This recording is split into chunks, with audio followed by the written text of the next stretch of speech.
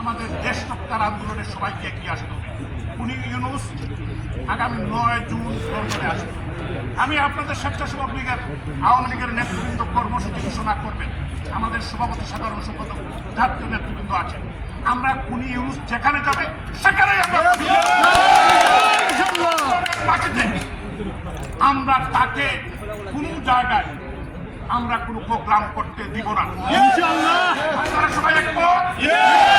আমাদের সর্বাত্মক আমাদের যা আছে, যত শক্তি আছে, আমরা সেই শক্তি আমরা ইউজ করতে হবে।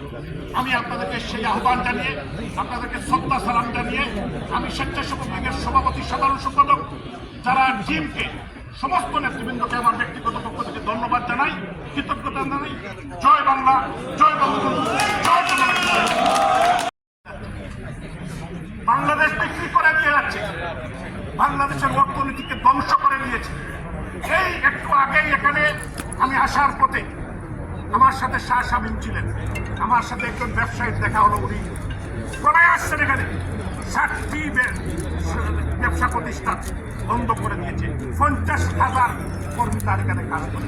তো উনি দুঃখ করে বললেন, ভাই লুকিয়ে আছি, আমার ফ্যাক্টরি সব জ্বালিয়ে পুড়িয়ে ব্যবসা ধ্বংস করে দিচ্ছে। এই হইল বাংলাদেশের বর্তমান অবস্থা। আপনারা জানেন কক্সবাজার, টেকনাফ এবং বান্দরবন, খাগড়াছড়ি এই অঞ্চলগুলা কিন্তু অরক্ষিত। আপনারা দেখেছেন কিনা, অনেকেই দেখেছেন যে আজকে দেখতে পাচ্ছি আমরা বড় বড় প্লেন আসে, কিন্তু দূর থেকে আসে, কার্গো প্লেন আসে।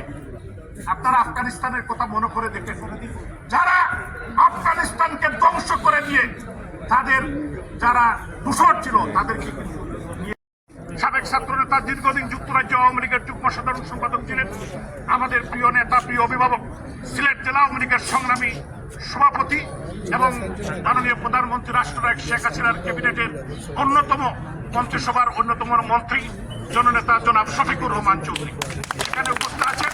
আমাদের যুক্তরাজ্য আওয়ামী লীগকে যারা সুসংগঠিত করার জন্য দিনরাত পরিশ্রম করছেন, আমাদের অভিভাবক, আমাদের নেতা, যুক্তরাজ্য আওয়ামী লীগের উপস্থিত আছেন।